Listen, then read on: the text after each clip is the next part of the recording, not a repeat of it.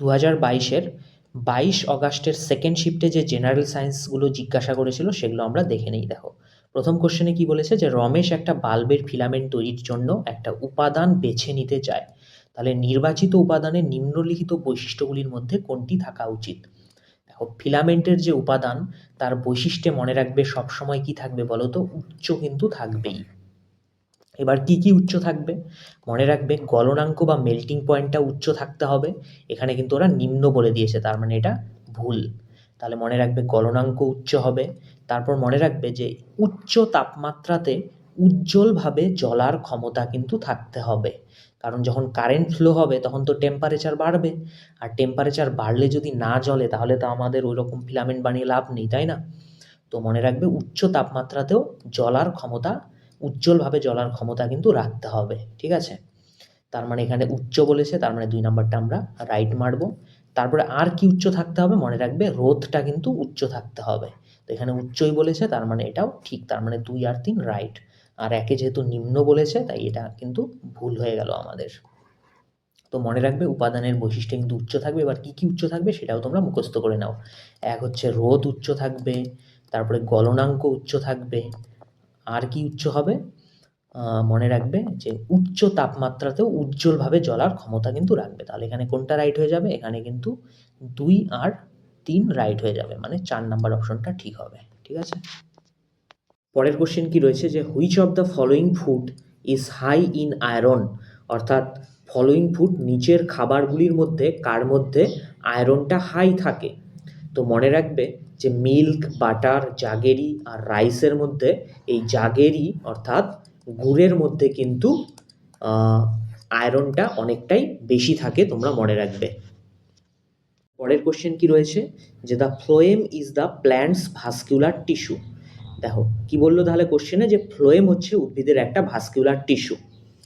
তো এই ফ্লোয়েম ছাড়াও কিন্তু মনে রাখবে জাইলেমও ভাস্কুলার টিস্যু উদ্ভিদের। তাহলে উদ্ভিদ দেহে কি কি ভাস্কুলার টিস্যু পাওয়া যায়? এক হচ্ছে জাইলেম আর এক হচ্ছে মনে রাখবে ফ্লোয়েম। এটাও কিন্তু পরীক্ষায় জিজ্ঞাসা করে যে নিচের কোনটি কোনটি ভাস্কুলার টিস্যুর এক্সাম্পল।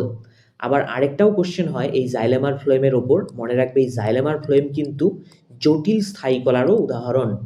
জটিল স্থায়ী কলা মনে রাখবে কিন্তু তোমরা, হ্যাঁ। আর ইংলিশে হলে আমরা কি বলি? জটিলকে কমপ্লেক্স বলবো, আর স্থায়ীকে আমরা কি বলি? পার্মানেন্ট বলি, তাই না? পার্মানেন্ট বলি। তাহলে জটিল স্থায়ী কলা বা কমপ্লেক্স পার্মানেন্ট টিস্যু বা ভাস্কুলার টিস্যুর এক্সাম্পল হচ্ছে মনে রাখবে জাইলেম আর ফ্লোয়েম। এখানে কিন্তু ক্লাসিফিকেশনে কোশ্চেন হয়, ঠিক আছে? তো এখানে যেটা কোশ্চেনটা করেছে যে ফ্লোয়েম কি ট্রান্সপোর্ট করে? Tissue that transports. তো মনে রাখবে ফ্লোয়েম কিন্তু ফুড বা নিউট্রিয়েন্ট ট্রান্সপোর্ট করে, তাই না? আমরা জানি যে ফ্লোয়েম হচ্ছে খাবার বা ফুড বা নিউট্রিয়েন্ট ক্যারি করে, আর ওইদিকে জাইলেম মনে রাখবে জল আর হচ্ছে কি ক্যারি করে? খনিজ পদার্থ। জল আর কি? খনিজ কিন্তু পরিবহন করে। জলকে আমরা ওয়াটার বলবো আর খনিজ পদার্থকে আমরা কি বলি? মিনারেলস, তাই না? পরের কোশ্চেন কি রয়েছে যে নিচের কোন মৌলটি সর্বোচ্চ যোজ্যতা ইলেকট্রন দেখায়? দেখো, যোজ্যতা ইলেকট্রনকে কিন্তু ইংলিশে বলে ভ্যালেন্স ইলেকট্রন। Valence electron. তো কার সব থেকে ভ্যালেন্স ইলেকট্রন বা যোজ্যতা ইলেকট্রন বেশি থাকবে সেটাই কোশ্চেন করেছে। তো মনে রাখবে যে পর্যায় সারণীতে কিন্তু টোটাল 18টা গ্রুপ রয়েছে, আর শেষের গ্রুপ অর্থাৎ 18 নাম্বার গ্রুপের মৌলগুলোরই কিন্তু যোজ্যতা ইলেকট্রন সব থেকে বেশি হয়। তাহলে 18 নাম্বার গ্রুপে কোন কোন মৌল থাকে বলো তো? সব কিন্তু এখানে নোবেল গ্যাসগুলো থাকে, এটাও কিন্তু আমাদের মনে রাখতে হবে। তাহলে 18 নাম্বার গ্রুপে কোন গ্যাস থাকে? নোবেল গ্যাস থাকে। আর কি কি থাকে? সব নোবেল গ্যাসগুলো আমাদের কিন্তু মনে রাখতে হবে। হিলিয়াম থাকে, হিলিয়াম, নিয়ন থাকে, হিলিয়াম, নিয়ন, আর্গন, তারপরে কে আর মানে ক্রিপ্টন, তারপরে হচ্ছে জেনন থাকবে এক্সি, তারপর হচ্ছে রেডন আর এন থাকবে। তাহলে হিলিয়াম, নিয়ন, আর্গন, ক্রিপ্টন, জেনন, রেডন এগুলো কিন্তু সব হচ্ছে নোবেল গ্যাস। আর এরা কত নাম্বার গ্রুপে থাকে? মনে রাখবে পর্যায় সারণীর 18 নাম্বার গ্রুপে থাকে। আর এদের যোজ্যতা ইলেকট্রন বা ভ্যালেন্স ইলেকট্রন কিন্তু সব থেকে বেশি। এবার ভ্যালেন্স ইলেকট্রন এদের কত? মনে রাখবে 18 নাম্বার গ্রুপের সব মৌলদের হচ্ছে ভ্যালেন্স ইলেকট্রন হয় 8, এক্সেপশন শুধু হচ্ছে হিলিয়ামটা, এর কিন্তু অনলি 2। তার মানে আমরা বলতে পারি যে হিলিয়াম বাদে নিয়ন, আর্গন, ক্রিপ্টন, জেনন, রেডন এদের সব থেকে হচ্ছে ভ্যালেন্স ইলেকট্রন বেশি, কারণ এদের কত থাকে ভ্যালেন্স ইলেকট্রন? 8 থাকে। এবার এর থেকে ঠিক কম যেটা হবে সেটা হচ্ছে 17 নাম্বার গ্রুপ। তাহলে 17 নাম্বার গ্রুপটা কিন্তু আমাদের একটু ভালো করে জানতে হবে। 17 নাম্বার গ্রুপে কি রয়েছে মনে রাখবে, হ্যালোজেন মৌলগুলো রয়েছে। হ্যালোজেন মৌল। আর কি কি হ্যালোজেন মৌল রয়েছে আমরা কিভাবে মনে রাখি হ্যালোজেন মৌলগুলোকে? ফটো করলে, ফটোর এফ দিয়ে হয় ফ্লোরিন মনে রাখবে।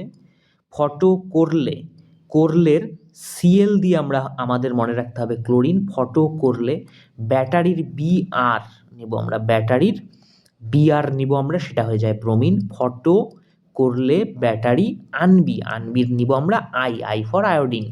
তাহলে ফটোর এফ দিয়ে হবে ফ্লোরিন, করলের সিএল দিয়ে হবে ক্লোরিন, তারপরে ব্যাটারির বিআর দিয়ে হবে ব্রোমিন, আনবির আই দিয়ে হয় আয়োডিন। তাহলে ফটো করলে ব্যাটারি আনবি, এই হচ্ছে আমাদের হ্যালোজেন মৌল।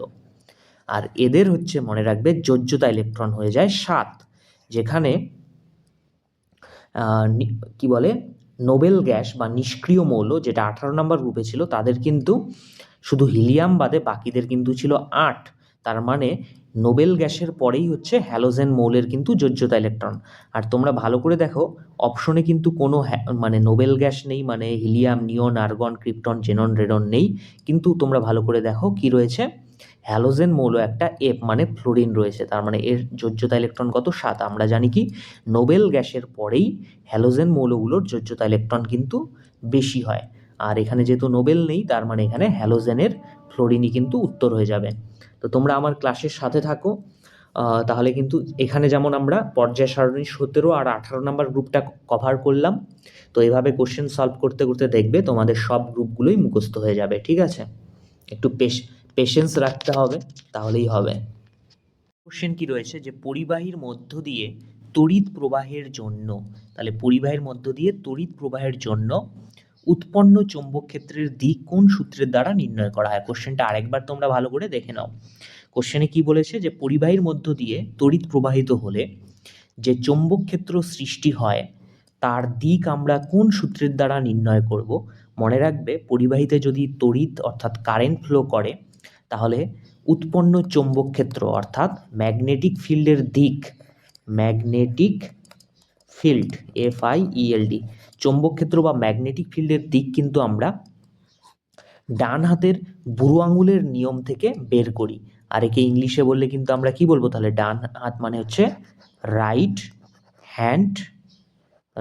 হ্যান্ড থাম্ব রুল মনে রাখবে। রাইট হ্যান্ড থাম্ব রুল থেকে কিন্তু আমরা কারেন্ট ফ্লো হওয়ার জন্য যে চৌম্বক ক্ষেত্র বা ম্যাগনেটিক ফিল্ড সৃষ্টি হয় তার দিক নির্ণয় করি। আর এই সূত্রটা মানে ডান হাতের বুড়ো আঙুল বা রাইট হ্যান্ড থাম্ব রুলটা কে দিয়েছিল এটাও তোমরা মনে রাখবে, এটা কিন্তু ম্যাক্সওয়েল দিয়েছিল। কে দিয়েছিল? ম্যাক্সওয়েল। নেক্সট কোশ্চেনে কি বলেছে যে আমরা কি দিয়ে, এখানে একটা কি হবে, কি দিয়ে পরিবেশ বান্ধব অর্থাৎ ইকো ফ্রেন্ডলি ক্যারি ব্যাগ প্রস্তুত করতে পারবো? তো অপশনগুলো যদি আমরা ভালো করে দেখি যে কাঁচ, রাবার, কাগজ আর কি রয়েছে প্লাস্টিক। তো এগুলোর মধ্যে সব থেকে ইকো ফ্রেন্ডলি বা পরিবেশ বান্ধব কোনটা হবে বলো? তোমরাই বলো। কাগজই সব থেকে ইকো ফ্রেন্ডলি হবে। তো কাগজ দিয়ে আমাদের ক্যারি ব্যাগ বানালেই কিন্তু সব থেকে পরিবেশ বান্ধব বা ইকো ফ্রেন্ডলি হবে কিন্তু, মনে রাখবে। কোশ্চেন রয়েছে যে মৌলের যোজ্যতা কক্ষ ইলেকট্রন অনুযায়ী সঠিক ক্রম কি হবে? দেখো যোজ্যতা কক্ষ ইলেকট্রন বা ভ্যালেন্স ইলেকট্রনগুলো কিন্তু আমাদের জানতে হবে। তো সব মৌলের জানা সম্ভব নয়, আমরা কিছু মৌলেরই ট্রিক্সের দ্বারা জানবো। তো প্রথমে যেটা ট্রিক্স হবে সেটা মনে রাখবে লিনাকে, না কে। তাই হয়ে গেল কি লি মানে লিথিয়াম, না এনে না মানে সোডিয়াম, কে মানে কিন্তু হয় পটাশিয়াম। তো লিনাকের মনে রাখবে হয় হচ্ছে ভ্যালেন্স ইলেকট্রন একটা। তারপরে যেটা আমরা মনে রাখবো সেটা হচ্ছে বেটি, বেটি মাঙ্গে, এমজি মানে হচ্ছে মাঙ্গে, কি মাঙ্গবে? কার, কার। তাহলে বেটি বেরিলিয়াম হয়ে যাবে বিই, মাঙ্গের এমজি দিয়ে ম্যাগনেসিয়াম হয়ে যাবে, কারের সিএ দিয়ে ক্যালসিয়াম হয়ে যাবে। কয়টা কার মাঙ্গবে? 2টা। তাহলে বেটি মাঙ্গে কারের ভ্যালেন্স ইলেকট্রন মনে রাখবে 2 হবে। তারপরে আমরা যেটা মনে রাখবো সেগুলো হচ্ছে মনে রাখবে BCNO, একবারে মনে রাখবো এখানে BCNO। তো আমরা ভ্যালেন্স ইলেকট্রন 1 কার হয় দেখলাম, 2 কার হয় দেখলাম। এবার আমরা একবারে 3, 4, 5, 6 একটা একটা করে মৌল দেখব, কারণ অত এখানে লাগবে না মনে রাখতে। মনে রাখবে বোরনের হয়ে যাবে 3, কার্বনের 4, নাইট্রোজেনের 5, অক্সিজেনের 6 হয়ে যাবে। তাহলে লিনাকের হয়ে গেল আমাদের 1, তারপরে হচ্ছে বেটি মাঙ্গে কার মানে বেরিলিয়াম BeMg, মাঙ্গে Mg, কারের Ca, ক্যালসিয়াম হয়ে যাবে 2, তারপরে 3, 4, 5, 6 আমরা একবারে মুখস্থ রাখবো একটা একটা করে মৌল, যে BCNO, বোরনের 3, কার্বনের 4, নাইট্রোজেনের 5, অক্সিজেনের 6, এভাবে মনে রাখবে BCNO। তারপরে আমরা মনে রাখবো হচ্ছে যত হ্যালোজেন মৌল রয়েছে তাদের 7, আর হ্যালোজেন মৌল কি কি রয়েছে? ফটো, কোরলে, ব্যাটারি, আনবি। ফটোর F দিয়ে হয় ফ্লোরিন, কোরলের Cl দিয়ে হয় ক্লোরিন, ব্যাটারির Br দিয়ে হয় ব্রোমিন, আনবির I দিয়ে হবে আয়োডিন। তাহলে ফটো, কোরলে, ব্যাটারি, আনবি, ফটো, কোরলে, ব্যাটারি, আনবি মানে হ্যালোজেন মৌলগুলোর ভ্যালেন্স ইলেকট্রন মনে রাখবে 7 হয়। তারপর বাকি রইল হচ্ছে নোবেল গ্যাস বা নিষ্ক্রিয় মৌল যে রয়েছে, হিলিয়াম, নিয়ন, আর্গন, ক্রিপ্টন, জেনন, রেডন। তাহলে হিলিয়াম, নিয়ন, আর্গন, ক্রিপ্টন, জেনন, রেডন এগুলো কিন্তু নিষ্ক্রিয় মৌল বা নোবেল গ্যাস। এদের মনে রাখবে ভ্যালেন্স ইলেকট্রন কিন্তু হয় 8। শুধু এখানে হিলিয়াম যে এটাই কিন্তু ব্যতিক্রম, কারণ এর মনে রাখবে ভ্যালেন্স ইলেকট্রন হয় 2। ঠিক আছে, তো ভিডিওটা ব্যাক করে তোমরা আরেকবার এগুলো কিন্তু ভালো করে দেখে নাও, খাতায় নোট করে নাও। তাহলে এবার কোশ্চেনটা আমরা সলভ করি। প্রথম অপশন ওয়াইজ সলভ করি। ঠিক আছে, প্রথমে কি রয়েছে? নিয়ন মানে একটা নিষ্ক্রিয় মৌল। আমরা একটু আগে দেখলাম যে হিলিয়াম, নিয়ন, আর্গন, ক্রিপ্টন, জেনন, রেডন সব নিষ্ক্রিয় মৌলেরই ভ্যালেন্স ইলেকট্রন কত হয়? 8 হয়, শুধু হিলিয়ামের 2 হয়। তারপরে নাইট্রোজেনটা কিভাবে মনে রাখতে বললাম? লিনাকে হচ্ছে 1 দেখেছি আমরা, বেটি মাঙ্গে কার হলো 2, তারপরে BCN ওখানে 3, 4, 5, 6 রয়েছে। BCNO, বির হচ্ছে 3, কার্বনের 4, নাইট্রোজেনের 5, অক্সিজেনের 6। তাহলে এখানে নাইট্রোজেন রয়েছে, নাইট্রোজেনের হয়ে যাবে 5। ফ্লোরিন, ফটো, করলে, ব্যাটারি, আনবির হয় 7। তারপরে বেরিলিয়াম, বেটি মাঙ্গে কার কয়টা কার? 2টা। তাহলে দেখো এই ক্রোনোলজি কিন্তু ভুল রয়েছে, কারণ এখানে বলেছে নিয়নের ভ্যালেন্স ইলেকট্রন নাইট্রোজেনের থেকে বেশি, একদম ঠিক রয়েছে, কারণ 8 তো 5-এর থেকে বড়ই হয়। বাট পরেরটা দেখো ভুল রয়েছে, কারণ নাইট্রোজেনের বলেছে ফ্লোরিনের থেকে বেশি। আর আমরা কি দেখলাম যে নাইট্রোজেনের মাত্র 5টা, আর যেখানে ফ্লোরিনের 7, তো 7-এর থেকে কি 5 বড় না? তার মানে প্রথম অপশন কাটা। পরেরটা দেখো তোমরা, ফ্লোরিন, ফটো করলে ব্যাটারি, আনবির হয়ে যায় ভ্যালেন্স ইলেকট্রন 7।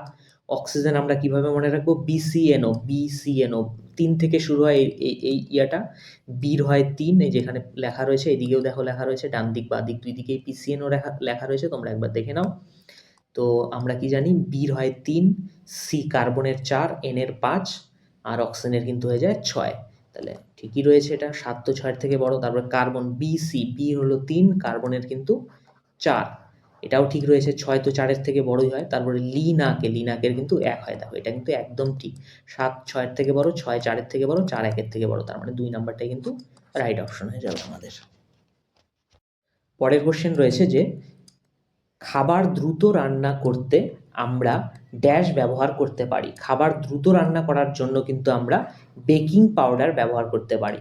আর এই বেকিং পাউডারের সংকেতটাও কিন্তু পরীক্ষায় জিজ্ঞাসা করে, মনে রাখবে বেকিং পাউডারের সংকেত হচ্ছে সোডিয়াম বাইকার্বনেট মানে NaHCO3। তাহলে NaHCO3 বা সোডিয়াম বাইকার্বনেটকে কিন্তু আমরা বেকিং পাউডার বলি, আর একে কিন্তু আমরা দ্রুত খাবার রান্না করার জন্য ব্যবহার করতে পারি, মনে রাখবে। তো পরের কোশ্চেন কি রয়েছে যে যৌগ প্রোপিনের সমজাতীয় সিরিজ অর্থাৎ হোমোলগাস সিরিজের চতুর্থ পরবর্তী সদস্য কি হবে? দেখো হোমোলগাস সিরিজের মধ্যে কিন্তু মনে রাখবে পরপর দুটো যৌগের মধ্যে কার্বনের ডিফারেন্স হয় 1টা, আর হাইড্রোজেনের ডিফারেন্স হয় 2টো। অর্থাৎ পরপর দুটো যৌগের মধ্যে কি হবে, মানে নেক্সট যৌগে কি হবে? কার্বন 1টা করে বেড়ে যাবে, আর হাইড্রোজেন কিন্তু 2টো করে বাড়বে, তোমরা মনে রাখবে। ঠিক আছে, হোমোলগাস সিরিজে।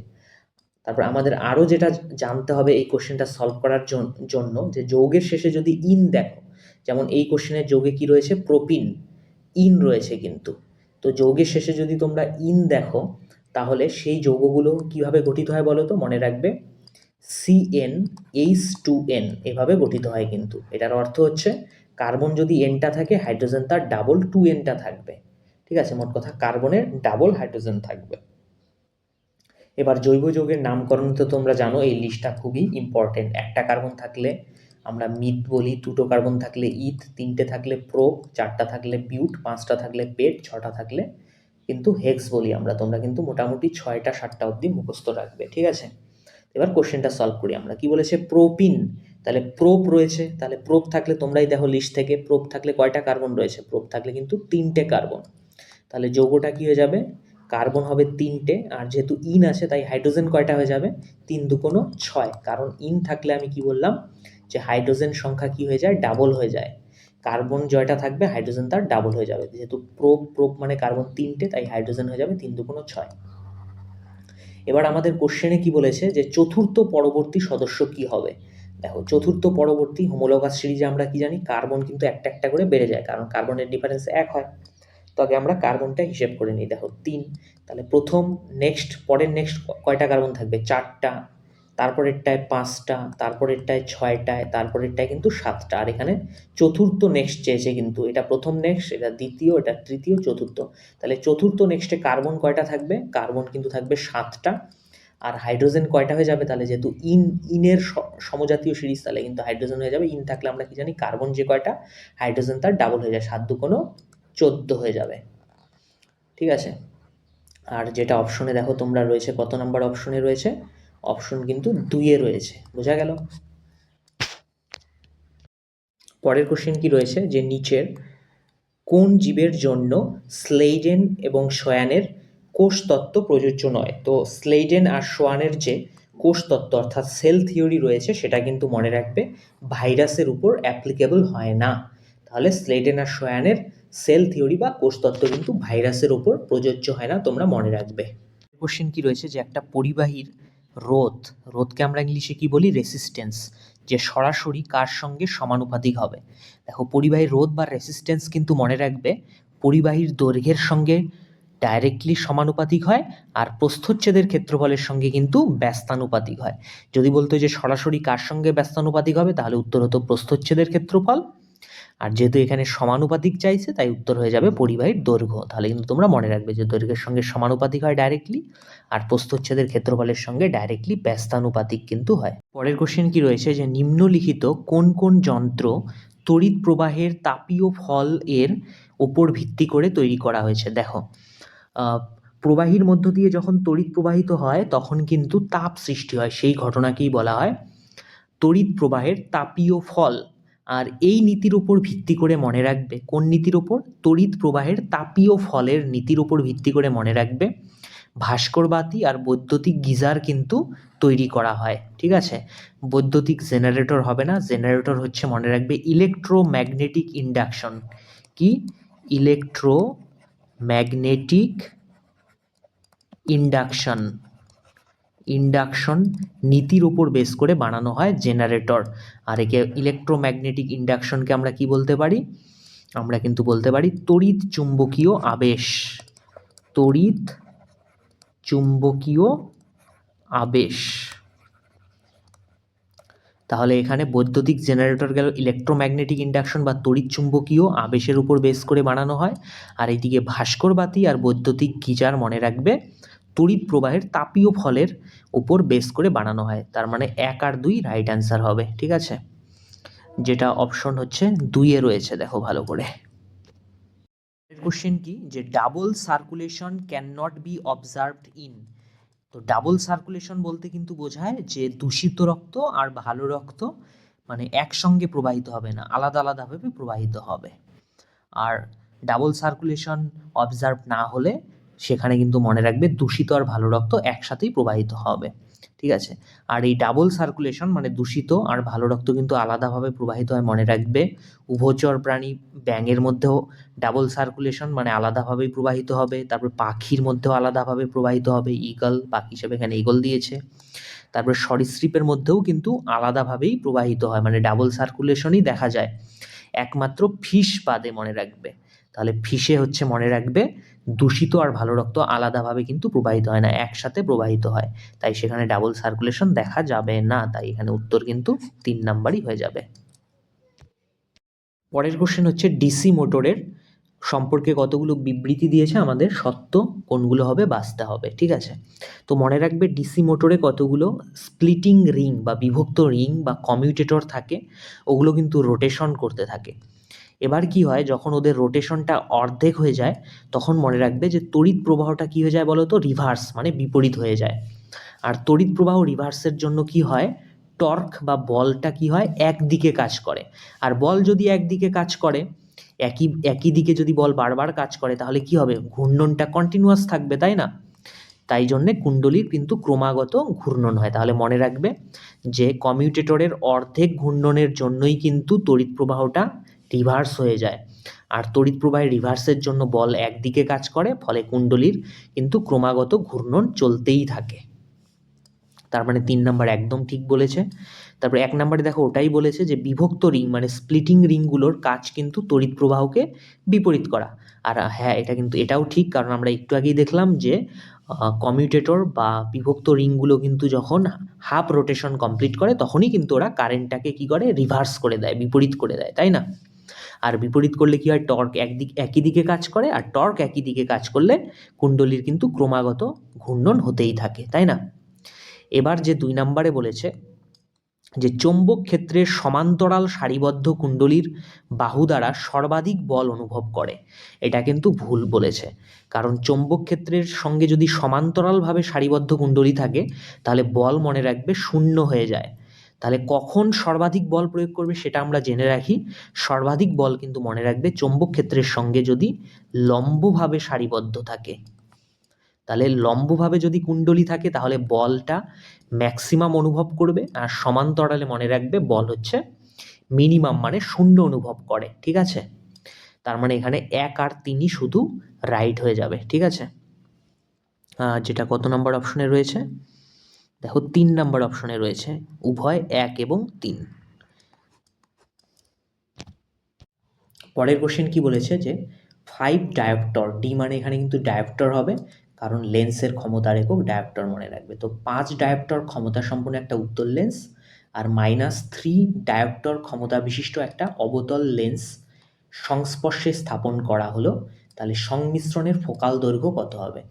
দেখো একসঙ্গে যদি স্থাপন করি তার মানে কি হবে, তাহলে 5D - 3D, তাহলে টোটাল ক্ষমতা হয়ে যাবে মনে রাখবে কত হয়ে গেল, 5D থেকে 3D গেলে কত হবে, 2 ডায়োপ্টর হয়ে গেল ক্ষমতা। এবার হচ্ছে আমরা ক্ষমতা থেকে ফোকাল দৈর্ঘ্যে কিভাবে যাব, একটা ফর্মুলা ব্যবহার করব। মনে রাখবে লেন্সের ক্ষমতা মানে পাওয়ার P = হয় হচ্ছে 100/f, যেখানে এফটা কিসে থাকবে বলো তো, সেমিতে থাকবে কিন্তু। আর যদি তোমরা এফটাকে মিটারে ইউজ করতে চাও তাহলে কিন্তু 100 লিখবে না, তখন সোজায় 100-র জায়গায় 1 লিখবো, 1/f লিখবো, যেখানে এফ হচ্ছে মিটার। তাহলে বোঝা গেল পাওয়ার = 100/f কখন লিখবে, যখন তোমাদের ফোকাল দৈর্ঘ্যটা সেমিতে থাকবে, আর ফোকাল দৈর্ঘ্য যদি মিটারে থাকে তখন 100 লিখবে না, 1/f লিখবে। এবার অপশনগুলো দেখো সবগুলো সেমি রয়েছে, তাহলে আমরা কোন ফর্মুলা ইউজ করব, এইটা ইউজ করব। তার মানে আমরা পাওয়ার P = কি লিখবো, 100/f লিখবো। তাহলে পাওয়ার হচ্ছে আমরা দেখলাম 2 ডায়োপ্টর, তার মানে 2 লিখবো, সমান সমান 100/f লিখবো। তাহলে আমার f এর মানটা কত হয়ে যাবে, f এখানে নিব, 2 এখানে নিয়ে চলে আসি, তাহলে আমার f = হয়ে গেল আলটিমেটলি 100/2, 2 দিয়ে 100 কাটলে কত হচ্ছে 50, আর এখানে আমার f এর একক কী হবে, সেমি, তাই না? তাহলে উত্তর হয়ে যাবে 50 সেমি, যেটা 3-এ রয়েছে। তাহলে বোঝা গেল কি করে সলভ করবে, যখন এরকম দুটো দেখবে লেন্স পাশাপাশি রাখবে, ঠিক আছে? এরকম আমি আরেকটা তোমাদের অঙ্ক বোঝার জন্য বলে দিচ্ছি। মনে করো এরকম বললো যে একটা লেন্সের হচ্ছে ক্ষমতা হচ্ছে বললো 4 ডায়োপ্টর, আরেকটার বললো হচ্ছে -6 ডায়োপ্টর। তাহলে এদের যদি আমরা পাশাপাশি রাখি তাহলে হচ্ছে আমাদের মানে সংমিশ্রণটার ফোকাল লেন্থ কত হবে, তাহলে পাশাপাশি রাখলে কি করব, তাহলে 4D আর এদিকে হচ্ছে -6D রয়েছে, তাহলে আলটিমেটলি কত হলো আমার, -2D হলো। এবার আমরা একক মানে ফর্মুলা কি জানি, পাওয়ার P = কি হয়, যদি ফোকাল এখানেও সেমিতেই বের করতে চাও তাহলে 100/f ইউজ করবে, আর যদি মিটারে তাহলে 100টা লিখবে না। এবার পাওয়ার কত বের হলো আমার, -2 ডায়োপ্টর, তাহলে শুধু -2 লিখবো, সমান সমান 100/f লিখবো। তাহলে আমার f এখানে নিব 2, এখানে নেব -2, তাহলে আমার f = কত হয়ে যাবে, 100/-2, 2 দিয়ে 100 কাটলে কত হচ্ছে 50, কিন্তু এবার একটা মাইনাস রয়েছে কিন্তু, তাহলে উত্তর হয়ে যাবে এবার -50 সেমি। বোঝা গেল? এবার আরেকটা তোমরা দেখতে পারো, বললাম একটা লেন্সের ক্ষমতা হচ্ছে বললাম আমি 3 ডায়োপ্টর, আরেকটা বললাম আমি হচ্ছে 2 ডায়োপ্টর, ঠিক আছে? তাহলে দুটো পাশাপাশি রাখলে আমার ফোকাল লেন্থ কত হবে, তাহলে 3 আর 2 দুটোই প্লাস প্লাস আছে, তাহলে কত হয়ে যাবে, 3 আর 2 যোগ করলে 5 হয়ে যাবে, 5 ডায়োপ্টর। আমরা ফর্মুলা কি জানি, P = 100/f, তাহলে পাওয়ার কত আসলো আমার 5 ডায়োপ্টার, তাহলে 100/f, তাহলে আমার f এখানে নিব, 5 নিচে নিয়ে নিব, তাহলে f ইকুয়াল টু কি হয়ে যাবে 100/5, 5 দিয়ে 100কে কাটলে কত হয় 20, তার মানে 20 সেন্টিমিটার কিন্তু তখন উত্তর হয়ে যাবে। তাহলে বোঝা গেল কিভাবে তোমরা পাওয়ার থেকে ফোকাল লেন্থ বের করবে, আর ফোকাল থেকেও কিন্তু তোমাদের পাওয়ার বের করতে হতে পারে, ঠিক আছে, তখন আমরা এই ফর্মুলাই ইউজ করব। আর যদি ফোকাল দৈর্ঘ্য যদি মিটারে দেয় তখন তোমরা 100টা ইউজ করবে না, তখন সোজাই 1 লিখে দেবে 100-র জায়গায়, সেটাও কিন্তু মনে রাখবে।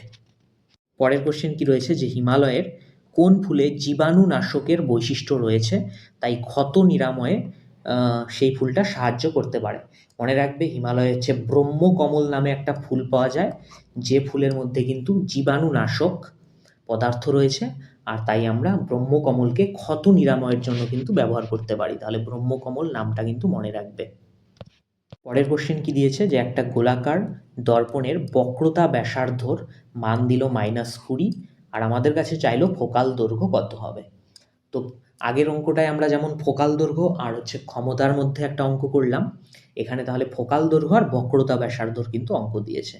তো মনে রাখবে ফোকাল দৈর্ঘ্য কিন্তু আমরা এফ দিয়ে প্রকাশ করি, যেটা বক্রতা ব্যাসার্ধ আর এর কি হয় অর্ধেক হয়ে যায়। তাহলে এখানে বক্রতা ব্যাসার্ধের মান কত দিয়েছে -20 দিয়েছে, -20/2 হয়ে যাবে ফোকাল দৈর্ঘ্যের মান। 2 দিয়ে -20কে কাটলে কত হবে তাহলে -10, তাহলে আমার এখানে -10 সেমি উত্তর হয়ে যাবে, মনে রাখবে, ঠিক আছে। তাহলে আগে আমরা দুটো অঙ্ক সলভ করলাম ফিজিক্সে, একটা কি ছিল পাওয়ারের সঙ্গে ফোকাল লেন্থের কিন্তু রিলেশন ছিল, মনে রাখবে পাওয়ার ইকুয়াল টু কি হবে 100/f, যেখানে f কিসে থাকবে সেমিতে থাকবে, মনে রাখবে। আর যদি ফোকাল দৈর্ঘ্যটা মিটারে থাকে তাহলে কিন্তু এই 100টা লিখবে না, শুধু 1 লিখবে। আর আমরা কি দেখলাম যে ফোকাল দৈর্ঘ্য f কি হয় বক্রতা ব্যাসার্ধের অর্ধেক হয়। এই দুটো ফর্মুলা কিন্তু মাথায় রেখে দিবে তোমরা। এবার হচ্ছে আমরা একটা কেমিস্ট্রির কোশ্চেন সলভ করব। বলেছে কি নিচের বিক্রিয়াটি মানে কিসের উদাহরণ আমাদের কাছে জিজ্ঞাসা করেছে।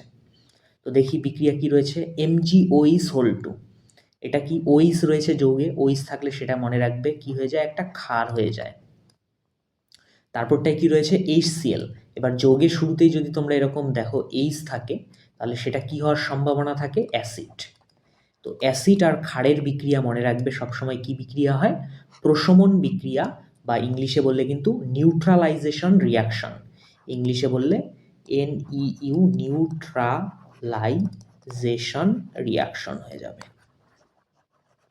তাহলে যখনই দেখবে এরকম ওইসওয়ালা একটা যৌগ রয়েছে আর একটা শুরুতেই এইসওয়ালা যৌগ রয়েছে, তার মানে কি হবে সেটা অ্যাসিড আর ক্ষারের রিয়াকশন, আর অ্যাসিড আর ক্ষারের রিয়াকশন কি হয়ে যায় প্রশমন বিক্রিয়া, আর ইংলিশে বললে নিউট্রালাইজেশন রিয়াকশন কিন্তু হয়ে যায়, তোমরা মনে রাখবে, ঠিক আছে।